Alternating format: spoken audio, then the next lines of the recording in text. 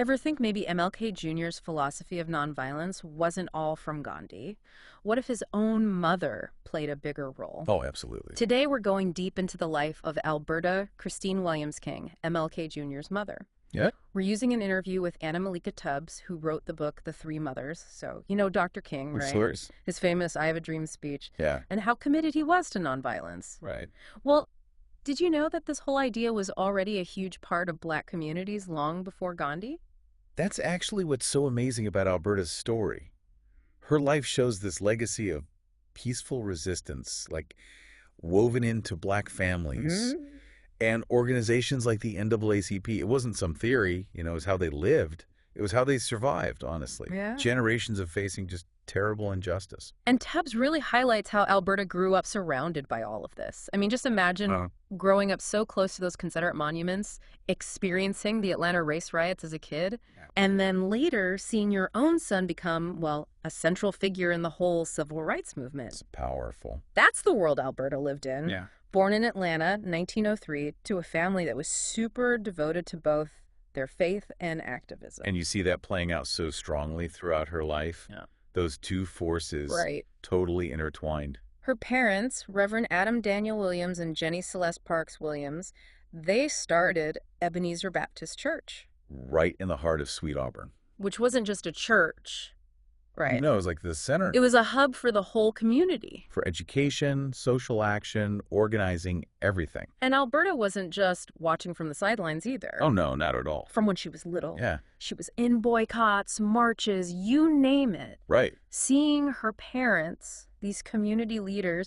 bravely taking on segregation and discrimination. It was real for her. This wasn't theoretical. A lived experience of resistance. Yeah, shaping how she saw the world. Absolutely. And education, oh my gosh, education was everything. For Black families back then, education, it wasn't just about getting ahead yourself. Right. It was a way to fight oppression. It was a way to lift up everyone. Like a weapon. Yeah, exactly. Think about the men in her family going to Morehouse College. Yeah. The women going to Spelman. These were institutions that were all about Black excellence in the face of so many obstacles. Yeah. Those systemic barriers. And Alberta went to Spelman too.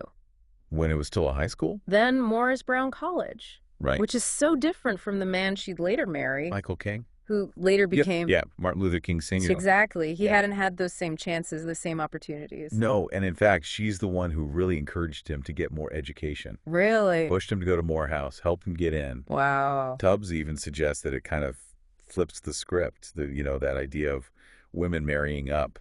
I see. So it wasn't just a love story. Oh, it was much more... It was a partnership. Built on shared values. Yeah. And that commitment to social change. Yeah. And their marriage actually highlights this really, unfair reality at the time. The marriage bar. Yeah, can you imagine? This law that said married women couldn't teach in public schools. Like you're passionate, you're educated, ready to teach, but nope. Wow. Can't do it just because you got married. It's so discriminatory. It's unbelievable. Oh. But Alberta, she didn't give up. She kept teaching, just informally, through the church, leading the choir. Right.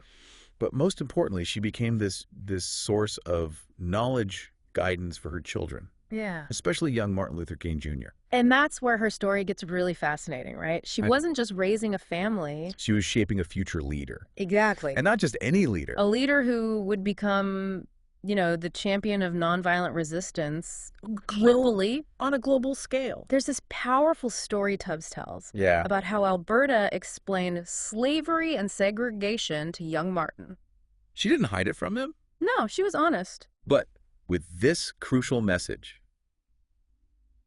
you are as good as anyone. So powerful. It sounds so simple, but back then, in Jim Crow South, that was revolutionary. It was an act of defiance. Yeah, an antidote to that constant message of inferiority that Black children faced. Imagine how that shaped young Martin. His sense of self-worth. His understanding of the world makes you wonder if history would be different without that belief instilled in him, that belief in his dignity, his potential. Yeah. And Tubbs also talks about their family dynamics. Right? Cool, absolutely. There's regular meals, the discussions. They built this sense of connection, history, this shared fight for justice. So it wasn't just what she taught him. Right. It was the whole environment she created. The traditions. The traditions. That gave them that sense of belonging and purpose. Yeah.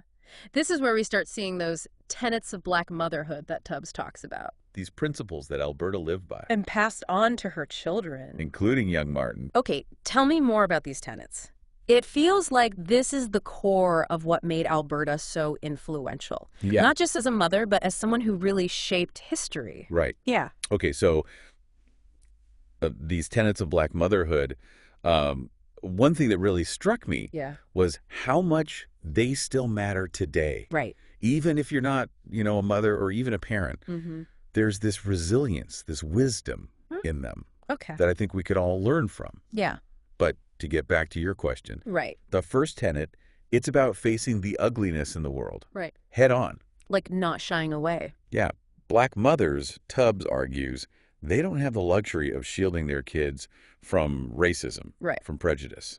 Yeah, that makes sense given what Alberta and her family lived through. Exactly. Segregation, the constant threat of violence. But it's not just about acknowledging the bad stuff. It's about something more. Yeah, it's about instilling this sense of worth. Okay. This potential in their children. Well, like no matter what. No matter what messages society throws at them, that's the second tenet. And that's like that story we talked about with Alberta explaining slavery to Martin, but also saying, you are as good as anyone. Perfect example. She was real with him about racism, but also empowering him. To rise above it. Yeah. Exactly. And that leads right into the third tenet, empowering those kids to work for change. To make a difference. Passing on that legacy of activism. Right, teaching them to use their voices. Yes, their actions. We see that so much in Alberta's life. Throughout. How she was involved in boycotts, marches. Yeah. But also how she raised her children with this strong sense of social justice. It wasn't about just accepting things. Right, it was about challenging them. Absolutely. And it wasn't all, serious lectures and protests either. Right.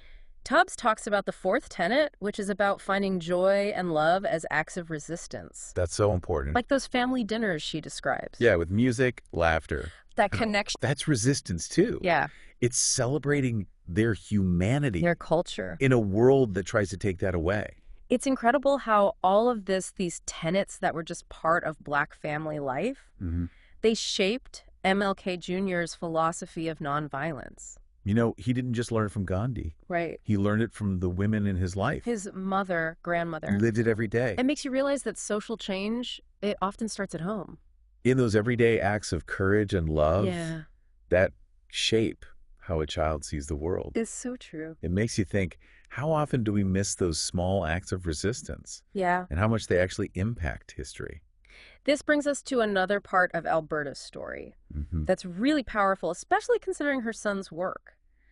The constant fear that Black mothers had for their children. Oh, it's a burden that's hard to truly understand. Yeah. Tubbs mentions this story about MLK Jr. having this premonition that he would be assassinated. Oh, wow. And he told his parents. And Alberta, knowing the dangers he was in, she must have carried that worry every day. Imagine that.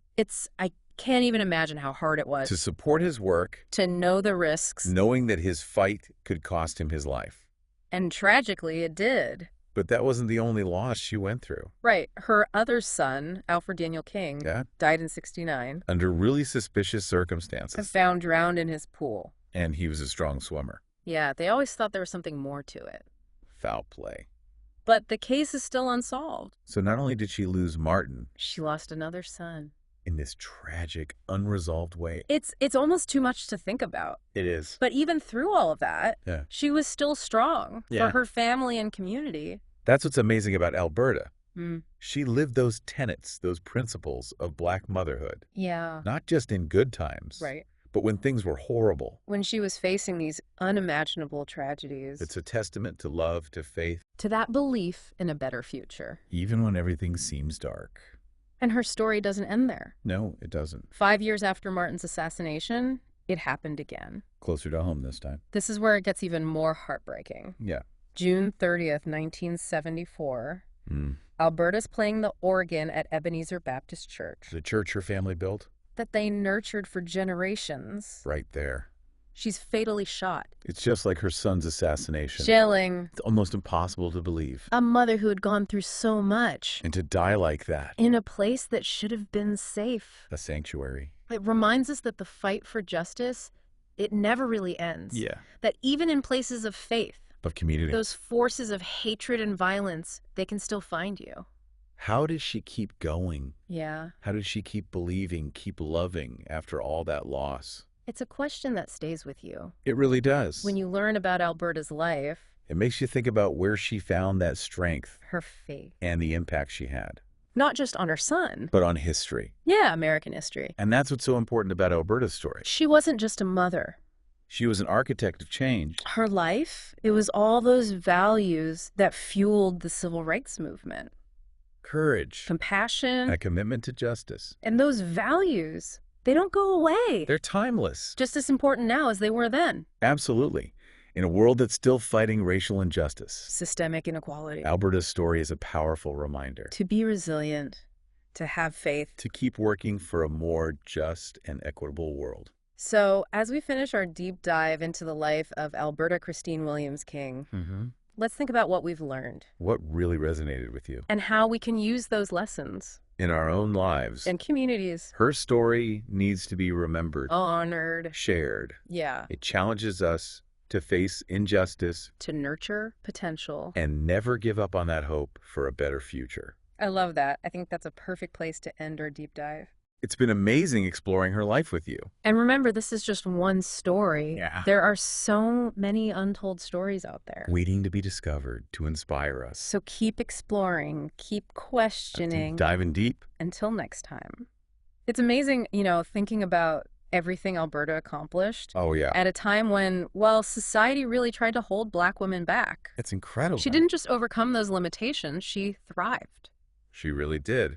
Think about her impact on her family, the church, even the civil rights movement. It's huge. Makes you wonder, what if more women like her had been given those same chances? Yeah, those platforms. Like their male counterparts. That's such an interesting thought. It really makes you see how important it is to recognize the contributions of women Especially Black women. who shaped history in ways we don't always see. Behind the scenes, yeah. Their stories are so important. If we want the whole picture. It's not just about individual achievements either. It's about that collective fight for justice and equality.